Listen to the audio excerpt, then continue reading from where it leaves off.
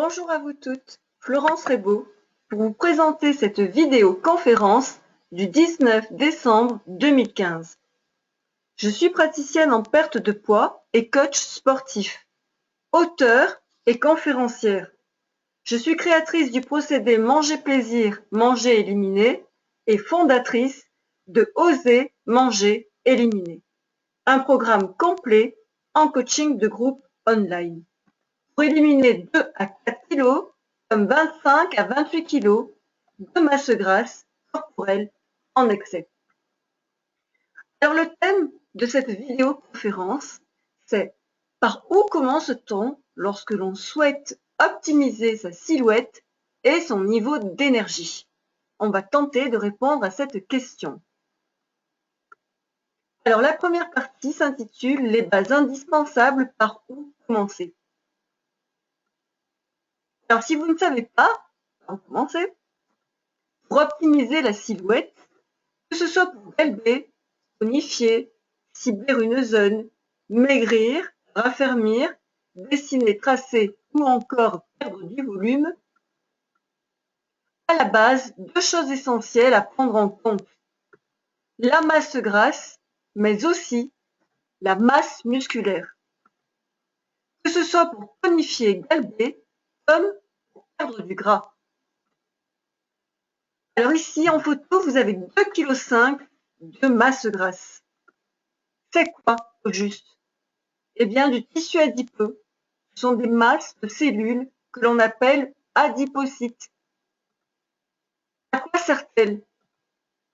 Son but principal, c'est de stocker des lipides, des graisses, c'est-à-dire de stocker des réserves d'énergie. Donc vous voyez qu'elle sert cette graisse. Qu'est-ce que la graisse dite essentielle?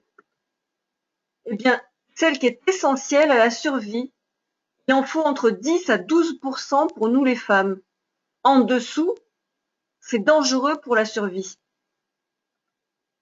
Au-dessus, y a-t-il des risques pour la santé? Au-dessus, non, c'est de la graisse de réserve pour l'énergie que l'on va dépenser. Mais jusque dans une certaine limite, bien entendu, parce qu'au-dessus encore, oui, c'est de la graisse inutile, c'est-à-dire de la graisse en excès, nuisible à la santé. Alors ces notions de jusqu'où, à partir de quelle limite, jusqu'à quelle limite, on les verra plus loin. Ici, ce dessin représente de la graisse en excès qui est devenue de la graisse inutile, car nuisible à la santé. Et plus précisément, la graisse du ventre et la graisse viscérale, car il y a risque de maladies cardiovasculaires. La masse musculaire maintenant, c'est quoi? Eh bien, les muscles de notre corps, mais aussi ceux de notre visage.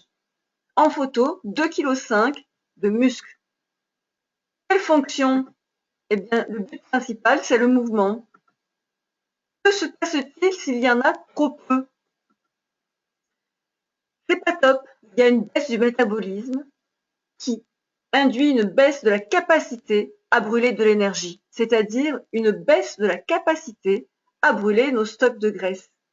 En parallèle, il y a une prise de graisse qui devient plus facile et plus rapide. En parallèle encore, une diminution de la densité osseuse, les os deviennent plus fragiles. Donc vous voyez qu'il faut quand même se préoccuper un minimum de sa masse musculaire. Peut-on en reconstruire? Eh bien oui, c'est la bonne nouvelle. À tout âge, avec l'alimentation d'abord, puis du renforcement musculaire. Sur cette planche anatomique, vous pouvez voir que notre organisme fait beaucoup de muscles. Même pour nous, les femmes, et nous avons tendance à l'oublier trop souvent. Environ 600 muscles différents qui doivent normalement représenter 40% de notre poids de corps. C'est pas rien.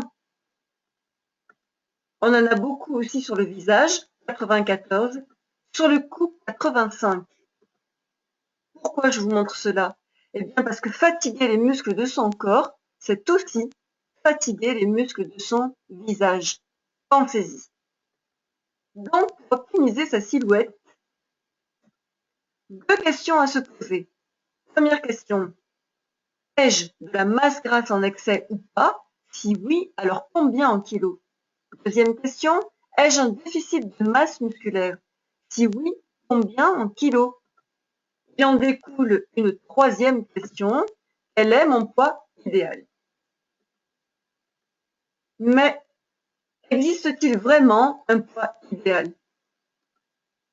Si oui, alors comment se calcule-t-il? Selon quels critères? Des critères de santé, des critères de mode ou encore des critères de préférence personnelle? Qu'en pensez-vous?